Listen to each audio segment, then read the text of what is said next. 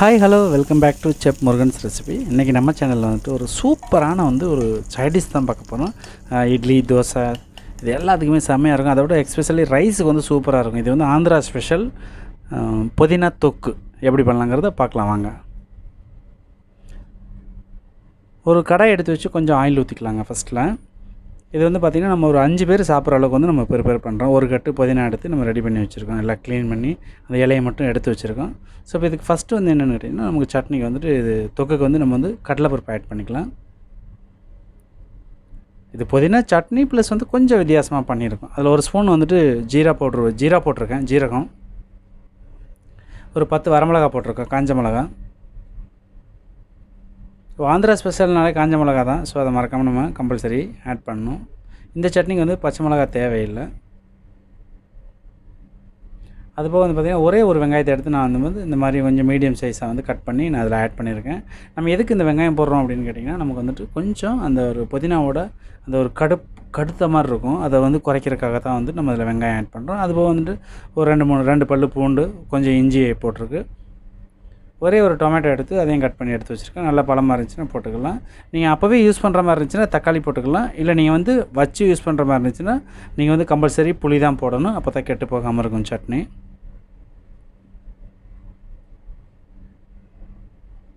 So இந்த மாதிரி எல்லாமே நல்லா கலந்து விட்டுக்கலாம். இதுக்கப்புறம் வந்து பார்த்திங்கன்னா ஆல்ரெடி நம்ம புதினா வந்து க்ளீன் பண்ணி எடுத்து வச்சுருக்கோம். வாஷ் பண்ணி இலையை மட்டும் எடுத்து வச்சுருக்கோம். ஸோ அந்த இலையை எல்லாமே இதில் போட்டு ஆட் பண்ணிக்குவோம். இதை ஆட் பண்ணதுக்கப்புறம் நம்ம என்ன போட போகிறோம்னா, இதை ஃபஸ்ட்டு வந்து ஒரு 2 நிமிஷம் கிண்டிக்கலாம். கொஞ்சம் லைட்டாக மிக்ஸ் பண்ணி விட்டுட்டு இதுக்கு தேவையான அளவு வந்து சால்ட் ஆட் பண்ணிக்கலாம்.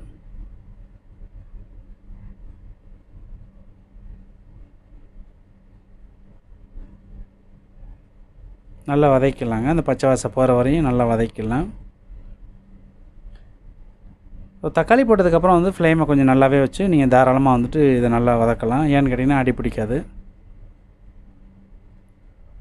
நான் 1 கப்பு தேங்காய், திருவுண தேங்காய் வந்து நான் 1 கப்பு இதில் சேர்த்துருக்கேன்.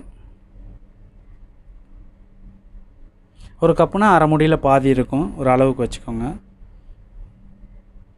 ஸோ இந்த மாதிரி அதையும் போட்டு நல்லா மிக்ஸ் பண்ணிவிட்டு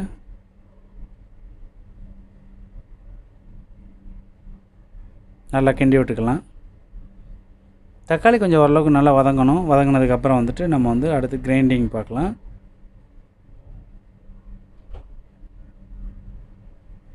ஸோ சால்ட்டு கம்மியாக இருக்குன்னு சொல்லி நான் கொஞ்சம் ஆட் பண்ணிக்கிட்டேன் சால்ட்டு.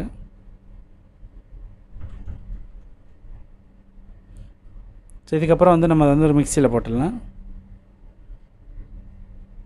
சூடாகவே அரைக்கலாம், ஒன்றும் பிரச்சனை இல்லை. இல்லை வந்து கொஞ்சம் ஒரு மாதிரி நர்வ்ஸாக இருந்துச்சுன்னா நீங்கள் வந்து என்ன பண்ணுறீங்கன்னா ஆற வைங்க. ஒரு 10 நிமிஷம் கழித்து நீங்கள் வந்து இதை மாற்றி அரைச்சிக்கலாம், ஒன்றும் பிரச்சனை இல்லை.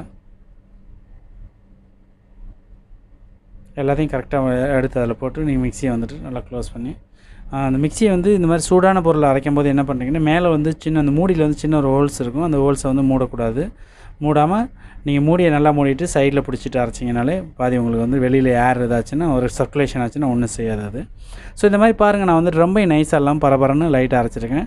ஸோ இது வந்து சூப்பரான ஒரு திருப்பதி, அதாவது ஆந்திரா ஸ்டைல் புதினா தொக்கு ரெடி பண்ணிட்டோம். இதுக்கு வந்து நம்ம இப்போ ஒரு குட்டியான ஒரு தாளிப்பு ஒன்று போட்டுடலாம்.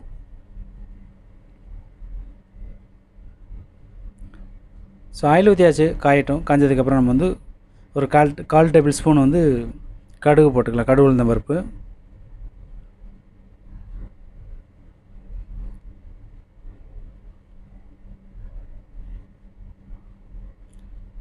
கடுகு பொரிஞ்ச உடனே வந்துட்டு பார்த்திங்கன்னா அடுத்து நம்ம வரமிளகா சேர்த்துக்கலாம். இது கடுகு வந்து என்னென்னு கேட்டிங்கன்னா, ஆயில் கொஞ்சம் மீடியமான ஃப்ளேமில் வச்சு போட்டிங்கன்னா நல்லா பொரியணும். பொரிஞ்சதுக்கப்புறம் தான் அடுத்த இன்க்ரீடியன்ட் சேர்க்கணும். கடுகு பொரியாமல் நம்ம பண்ணோன்னா என்ன ஆகுன்னு கேட்டிங்கன்னா, நமக்கு வந்து சாப்பிட்டா வயிறு வலிக்க ஆரம்பிச்சிடும். ஸோ அதனால் கடுகு பொரியட்டும். இதில் வந்து 1/4 டேபிள் ஸ்பூன் வந்து ஜீரகமும் போட்டிருக்கேன் ஃப்ளேவருக்காக. நான் அது போக 2 வரமிளகா எடுத்து நான் கிள்ளி போட்டிருக்கேன்.